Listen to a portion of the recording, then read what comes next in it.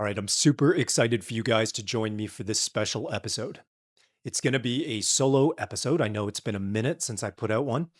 And we're going to be talking about exactly how to consistently land more design build projects so that you can go from having just a handful of contractors and builders that send you work. And in some cases, over the next couple of years, you might have a builder that's going to age out, like they might retire. And so that'll dry up. Or you might have a whale client or gorilla client, we kind of call them, where that account makes up 20, 30% of your revenue. And that really leaves you quite vulnerable. Let's say that they end up going with a competitor, and all of a sudden you're down 20 to 30%. What you want to have is a system in place that's going to consistently help you to generate more meaningful and profitable relationships with design build pros.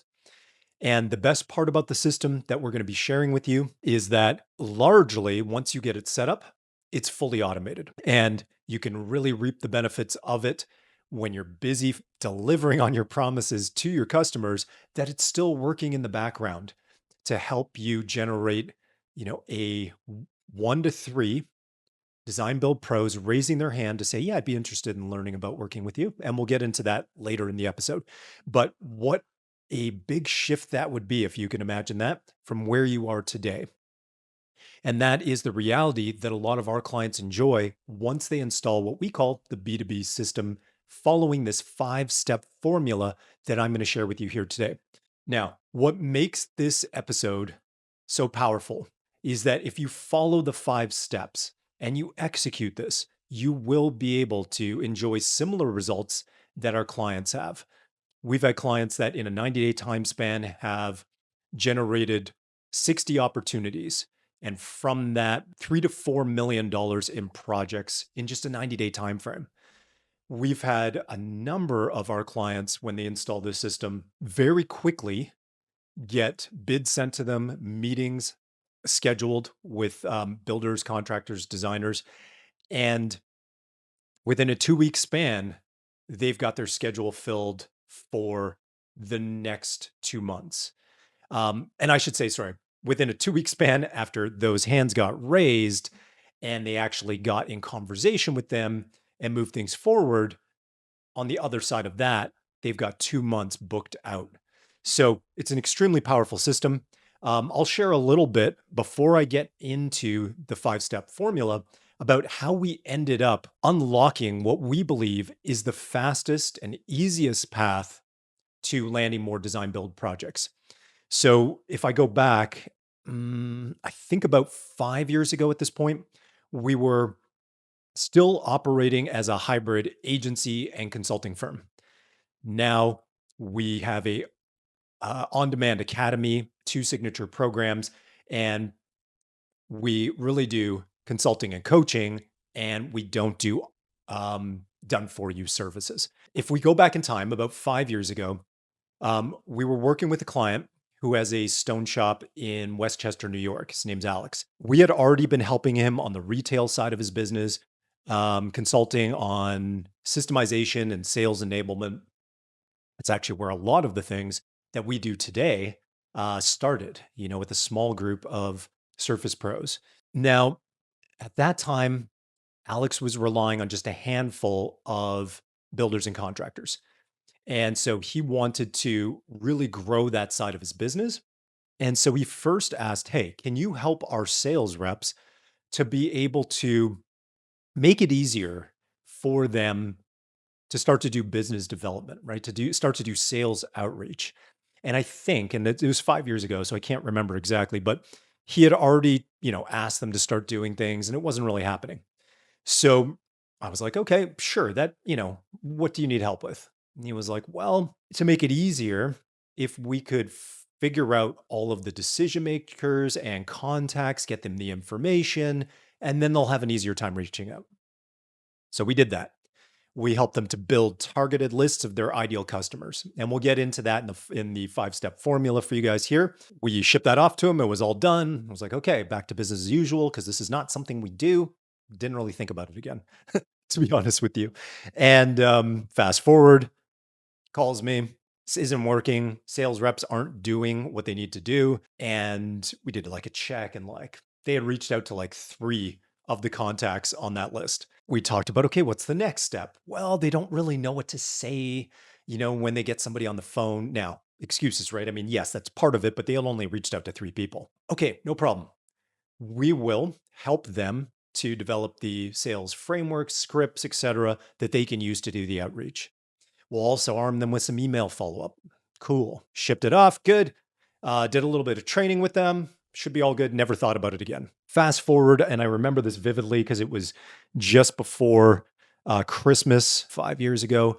Got a call from Alex, and I was in the car with my wife and my son. And I'm like, hey, let me just grab this call. And my wife was like, okay, no problem. I'm going to run some errands, do some Christmas shopping. How long do you think it'll take? I'm like, maybe 10 minutes. You can pick me up here. I remember it vividly because I think we might have been on the phone for 2 hours, and it was freezing cold out. And I wasn't dressed for it. I was in the car. So I remember freezing my ass off, having a really great conversation with him.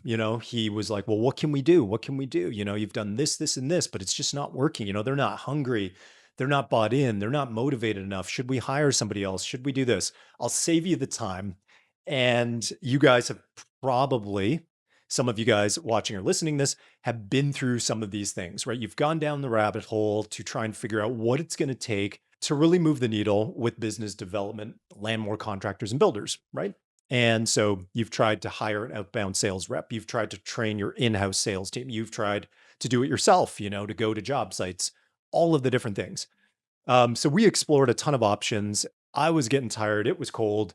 I said to him, hey, listen, I think this is going to be like trying to push a rock up the hill. We've spoon fed these guys what they would need. And yes, you could go out and hire some people. But listen, honestly, it's felt like a bit of a waste of our time and my team's time so thus far, right? Everything we've done to set this all up. And I feel like I'd be spinning my wheels trying to help you, do any of these other tactics. Why don't you give us 30 days? Was it? I can't remember the exact time frame I asked for.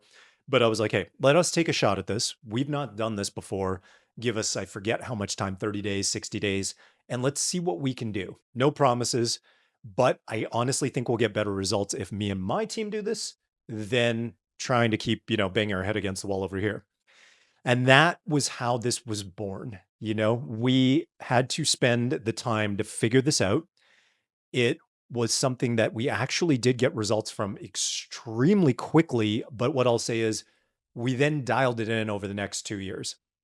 But the basis of that remains the same. The same thing when we said, hey, what will it take for this to work represents the 5-step formula that I'm going to share with you here today. Let's get into it, guys. So, highly recommend if you haven't, grab a pen, paper, and let's get ready to rock because I'm going to break this down. And again, this is probably going to be one of the most valuable episodes I share with you on this channel. First step number one, deeply understand your ideal customer.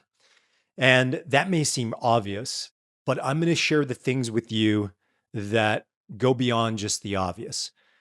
What a lot of people end up reaching out or going to a job site or trying to ask what projects you have in the pipeline and it's just really not working, or discounting, which is the worst thing you could possibly do, is what ends up happening is they focus on what they think makes them great. Oh, we've got great quality. We've got fast turnaround times. We've got competitive or lower than market average pricing, blah, blah, blah, right? That is not the route you should go. And that's going to get you a few quote unquote quick wins, but it's not going to provide you a sustainable system that can allow you to really scale this. And when I talk about really scale this, you might be listening to some of the things I'm going to share, and you might say, oh, we tried that, or I've heard that. And honestly, when we came up with it and we were testing it, I felt the same. Like, is this really going to work? And what we found was this was the fastest thing to move the needle because we put it up against, once we rolled this out and we did it for more and more shops and more Surface Pros, up against sales teams. We put this up against sales managers and the things that they would do. And every time, hands down, we outperformed them. And we are well over 8 figures in what this system has produced for our clients that have installed this system or when we were doing it done for you. And many, many clients that have generated 10 million, in revenue from installing the system. Sorry, I got that wrong. Nine figures, like over $100 million in projects generated from the usage of the system, and many clients that have generated in a single year over 10 million. So let's get back into it. Where you need to go a little bit farther than most people do to deeply understand your customer is go beyond the service and product that you offer in terms of what truly matters to them. And the number one question that you can think about that you're trying to answer is what is their persistent pain in their everyday that you can help with? And so people are thinking, well, we sell countertops, we sell flooring, we do tile, blah, blah, blah, right? List goes on. That is not what your ideal customer is thinking about every day, right? That's easy for them. They're going to have a number of vendors that they can put a bid out to, and whoever comes in the sweet spot of their margins, they're going to go with. They're going to award that project to, and they're going to continue to award more projects to when they have a good working relationship. And so you've got to deeply understand the other challenges, frustrations that they have. And that's usually where you want to start is with your existing customers. But then also those that represent prospects. That's a great place to start conversations. Can I learn about what you're really looking for? Now, that's not something we really rely on because we already deeply understand the market and what they are struggling with. And so it makes it a lot easier for our clients, but you shouldn't skip that step. You might not have to interview prospects, but if you want to, that is a great place to go because you'll get it right from the horse's mouth. And what you want to do then is move to step two. You want to take everything that you learned, either from your existing customers or your prospective customers, and you want to then create a competitive advantage. Why do you need to have a competitive advantage? Well, number one, we never compete on price. Number two, we have to overcome the risk that is involved with going with somebody new. Think about this. It's almost like trying to thread the needle when you get in contact with a builder for them to say, yeah, instead of going with whoever we used on the last project or the three vendors we send bids to, we're going to go with you. If you put yourself in that builder's shoes, what's going to cause you to go, you know what? I know this is going well for us, but we're going to just throw a curveball in what is already really challenging, you know, in terms of like the timelines, the expectations, the thin margins. Oh, we're just going to make it harder and try somebody new. No, there's a inherent risk to their reputation and bottom line by doing a new project with you. And so you have to have an advantage that vastly outweighs the risk that they would be taking on to do a project with you. And we also never rely on price as our lever to say, hey, give us a shot. It'll be 10% less than your competitors. We will do a great job and we'll show you and blah, blah, blah, right? That's also not the way to go. You've immediately shot yourself in the foot when you start a relationship off with a builder, contractor, designer where you're discounting. They're going to expect more discounts in the future, and they're not really going to respect you as a vendor. You're disposable, and anybody else that comes along with a better price, they'll just swap you out, right? You need to have a true competitive advantage so that when they hear from you or see your messaging, or get your phone call, which we'll get into all that stuff in a moment, it's apples to oranges. You are remarkably different than everybody else, and you sit in what is called a mini monopoly, right? You own this competitive advantage. When you do that, it is going to become so much easier to have builders, designers, kitchen and bathroom modelers, multifamily developers raise their hand and say, you know what, this is worth my time to explore, which is the very first thing you need to get them to do is to say, yeah, I'll give you 5 minutes. This is worth my time. Curious to see what you have going on there. All right, I'll back up the truck for one moment before we get into the third step in this formula. And the only time I should say that we would offer a discount on pricing is if it's within a formal program. So your competitive advantage is a program with all of the benefits of your competitive advantage stacked within a program, And one of the things is pricing, preferred pricing. Then the perception is different. And you should put in some exclusivity to that. Not everybody gets it. Maybe it's a certain volume of projects, right? Or longevity in your program. So think about those things. All right. The final step in that when you create your competitive advantage is to name it. That's how you'll end up in a mini monopoly, is to name your competitive advantage so that it is proprietary to your business and nobody does what you do. So that's the final step in that. Step number 3 is you want to figure out who all the decision makers are that you need to get your competitive advantage in front of. And so what you want to do is you want to build a prospecting list that represents your total addressable market. And here is what I've heard time and time again over the last 5+ years is that you'll get a stone fabrication company or a flooring installation company that says, "Hey, we're a third generation company. We know all of the designers, all the builders in our area.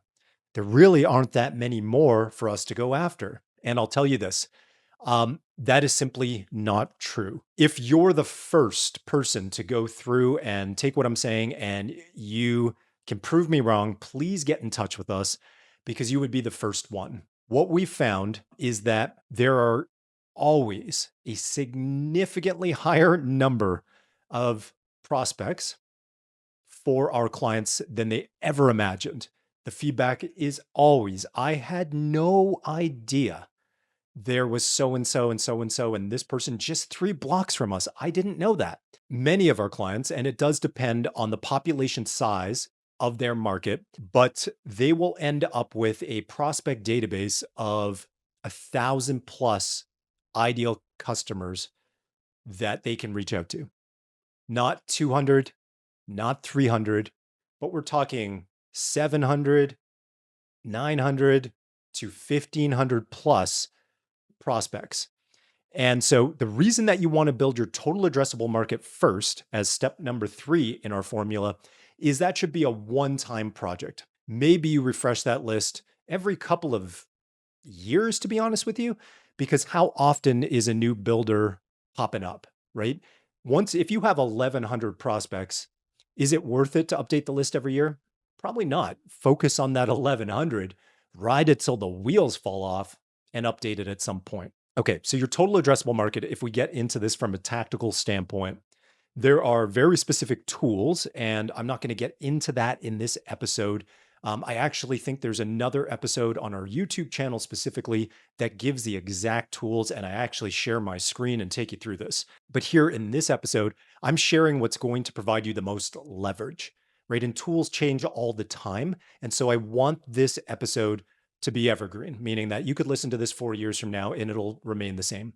But there are tools that you can find that will allow you to identify your total addressable market fairly quickly and allow you to get the contact information of the decision makers. Now, you're going to be able to find total addressable market, and you want to think outside the box too, not just your designers, builders, anybody that needs what you have to offer. So anybody that needs tops, flooring, etc., right? Tile. And so why you want to do this is it's better to build this all at once. So you'll have your primaries that you go after. That's the core of your business. But at a certain point, you're going to saturate that and you're going to want to expand. You're going to see that this is incredible and you will want to keep expanding and growing. And so if you, for example, provide countertops, you can do countertops for a builder, a contractor, architect that's speccing. You can kitchen and bath remodelers, all the way through multifamily developers. You can go the real estate route. You can go to hospitality design firms, all the way through to senior care living facilities, right? When they need an update on their tops. Now, if you're a flooring company, you could go to gym franchises to then say, "Hey, when you guys are updating your flooring," right? It's vast, right? There's those that focus on sports facility flooring that you can find your ideal prospects there. So leave no stone unturned. Build your total addressable market and make sure you have clean lists. What you're going to want to do is if when you're pulling those lists, you're going to want to run them through tools that will ensure that these email addresses are valid. So you're going to want to grab email addresses, social media profiles like LinkedIn, phone number, mailing addresses, grab it all. And I'll be sharing with you the primary channels that we utilize to reach out. So keep the list clean, segment them up. You don't want one massive list. You want to segment it based on target type, right? Or even location, depending on the size of your market. All right, guys, let's go to step number 4 in our B2B system formula. That is to build your outreach system. So, the number one channel that we recommend and that we've seen and proven time and time again that it outperforms all other channels is email. So, you'll be building and setting up a system to do cold email. Why this beats everything else? It is scalable. I will say this phone typically outperforms everything else, but it's harder to scale. It's harder to have go out at times when you're not working because you can't automate that. Well, I mean, you can today with AI and different agents, but I wouldn't recommend that for this. Email trumps phone, but phone has its place and you can stack that on later, and I'll talk about that. So you're going to want to use tools to do cold email outreach automated. This is not MailChimp. This is not broadcast email sending to a list of 1,000 all at once. This is targeted emails in a campaign that drips a sequence over time that's set up with the right infrastructure to maximize deliverability because that is paramount landing in the inbox, right? If you don't land in the inbox, nobody sees your message, then it's not going to matter. Cold emails are primary. We'll get into that in step 5 because that in of itself is an art and a science. And I'll talk to you about that in just a moment. But the complete stack would be to add on calling and targeted visits, of course, right? If you have the bandwidth, have your team doing calling, have them do targeted visits. And there are things like power dialers, for example, where you can do 200 calls in under an hour, right? So you want to use leverage, you want to use automation. But cold email first, once you prove and validate the messaging, add on those other channels, right? So cold calling, on top of that, targeted visits of your dream 25 customers, right? Those you can actually spend the time getting in the car, going to see them. All right, guys, I'm going to land the plane here.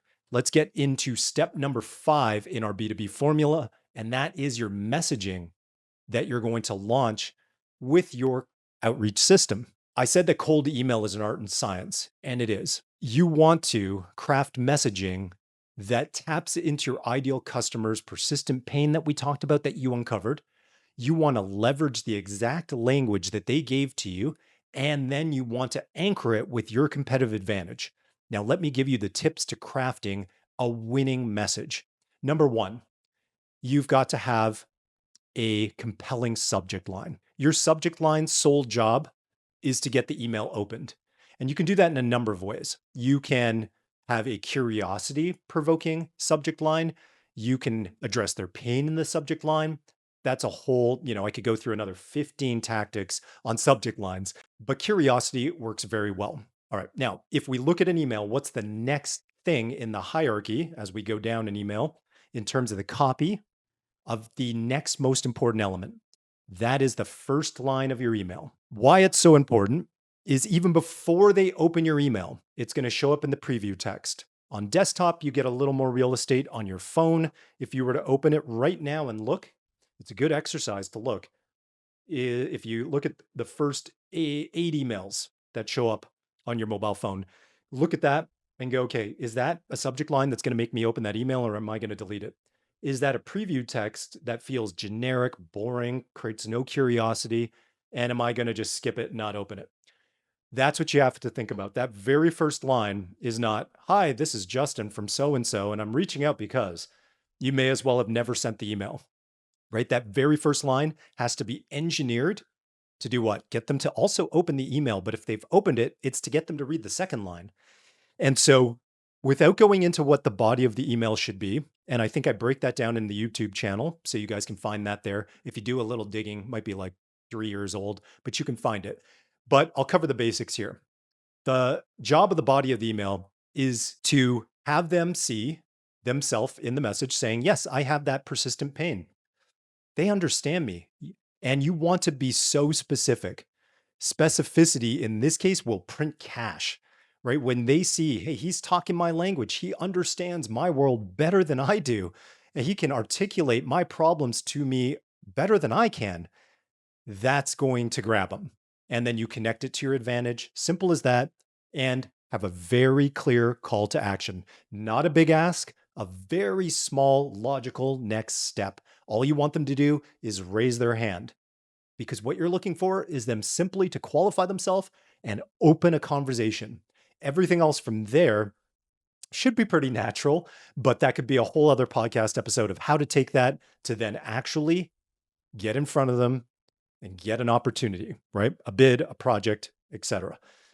But I'm giving you to start with to not overwhelm, and this was already a lot to unpack, but the name of the game on this channel is we want to give you, when I do a solo episode or we do a hot seat session, I want to give you the strategies and tactics that you could take immediately and install them in your business and get real results. That's why I go through it in detail with you. All right, so that's how you craft a winning email. What you want to think about though is this is a campaign. It's a sequence of emails. So we will generally send what we call a validation campaign. We want to make sure first that our competitive advantage is resonating with our ideal customer. Enough hands are being raised and we're getting enough responses that we can see, yes, this is hitting the mark with them. It's hitting home with them. This resonates, they're interested, and then we can scale it. And so we really want to validate things.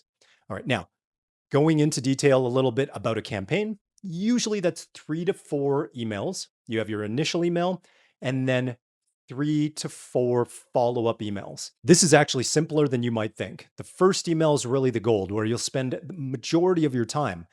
Second, third, and fourth email, you're going to be not necessarily repeating yourself, but you're not reinventing the wheel. You're maybe coming at things from a slightly different angle. You're maybe looking at one of the distinct benefits of your program and the return on investment that they would have from that. And so that's really what you need to focus on. What you want to avoid is probably even more important. You want to avoid any of your emails being long, where they're opening a novel and going, I don't have time for this, and then you never hear from them. You want to avoid sounding generic, just following up on. I'm just circling back on this. In case you miss this, don't do that. That will kill your campaign. It'll be dead in the water. You're not going to hear from people because, as I said, when they preview that, they're going to be like, oh, it's just another one of these. You want to be just straightforward, cut to the chase, and focus on what matters to them and always have a clear call to action.